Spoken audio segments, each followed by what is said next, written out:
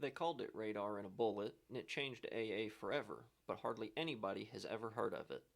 Today we're talking about the variable time fuse. I'm Payson, and this is the Hourglass.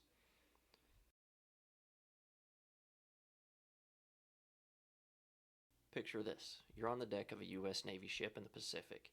Enemy aircraft are inbound, moving fast, low, and diving straight for you.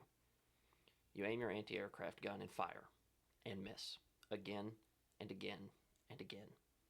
Why, you might ask? Well, that's because at the time, AA fire was mostly a spray and pray technique, as the shells were either contact detonation or running on timed fuses. Using contact detonation makes it very difficult, as you have to guess where the bullet and plane are going to intersect, and that's like trying to swat a fly out of a wind tunnel while blindfolded. Or if you're using timed fuses, you have to try and predict the elevation at which the plane will be whenever it gets near your bullet, and pray that the enemy plane doesn't dive or climb to a different elevation and just completely throw your bullet off track. So at that point, it's like shooting bottle rockets at a fly in a wind tunnel.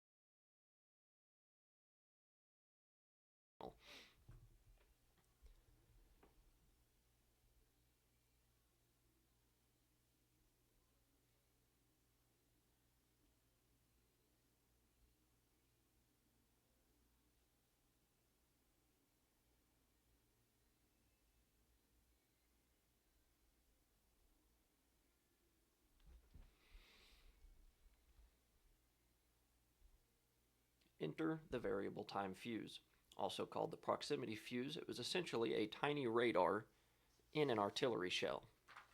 Here's how it worked. Inside the shell was a miniature radio transmitter and receiver, and as the shell flew through the air, it would send out signals, and whenever it received those signals back, if it was close enough, it would detonate. So this made it to where all you had to do was get your shells, your AA shells, near the enemy plane, and boom, problem solved. Remember, this is the 1940s, so miniaturizing electronics to fit inside a spinning artillery shell that could withstand tens of thousands of G-forces during a launch was almost science fiction. Allied scientists pulled it off in secret labs in the US and Britain as the fuse entered production in 1942. And you might wonder, well, who did they get to build these tiny little fuses? It was the number one manufacturer of Christmas lights in the United States at the time, since they were the only ones with small enough glass vials to hold the acid that they would put in the shell. So whenever the shell was fired, that little glass vial of acid would break from the initial detonation. The acid would then go onto the lead coils they had lining just around it, and the lead mixed with the acid would create an electric current, and that is essentially how they used it to power the radar. They just pretty much created their own mini batteries in flight, since at the time there was not a battery small enough with a long enough life to be trusted in that sense.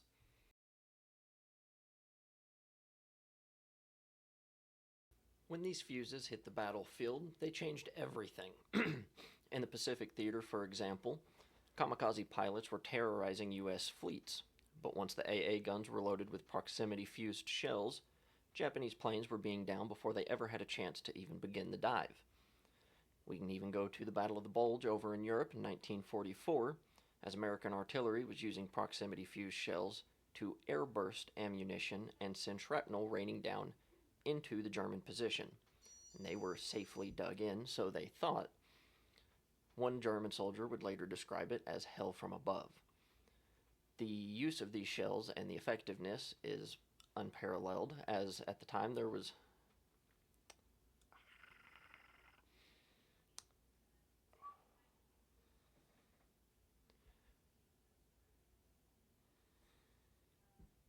when these fuses hit the battlefield, they changed. I stuttered. Reset. When these fuses hit the battlefield, they changed everything. In the Pacific Theater, for example, kamikaze pilots were terrorizing U.S. fleets until AA guns were loaded with proximity fused shells, at which point Japanese planes were being shot down before they could even begin their dives. In the European theater at the Battle of the Bulge, American artillery was using proximity fused shells to create an airburst effect and send shrapnel raining down into the German positions, which they believed were safely dug in. One German soldier would later recount that it was like hell from above. The results of these shells are undeniable. As more planes were being downed, more troops were being defended, and overall, lives were being saved. The Allies knew they had something big, maybe too big.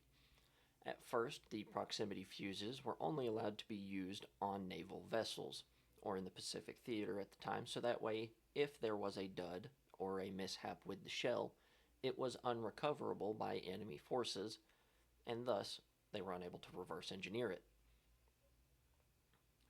Bomber crews weren't even allowed to use proximity fuse shells in their belly, ball, or tail turrets throughout the plane, as they feared that if a shell wasn't detonated and it was to land in German controlled Europe at the time, there was no way or highly improbable for the American forces to get down to the shell and make sure that it was destroyed or removed with them so that way Germany couldn't get a hold of it. Once bomber crews were allowed to use the proximity fuses in the European theater, they were still under strict orders that if one of them was to land on the ground, they were to do whatever they deemed necessary to get behind enemy lines and destroy it.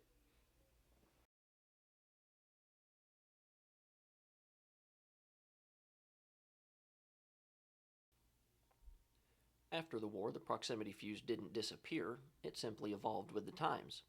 It can still be seen today in the likes of smart artillery systems, airburst or time detonations for automatic grenade launchers, and missile interceptors such as the Iron Dome or Patriot system. The principle will still remain the same: detect the target, get close, and then detonate. What started as a top secret project to knock German bombers out of the sky became a permanent part of modern warfare. It was a simple idea: blow up near the target, not on it. But simple ideas aren't always easy.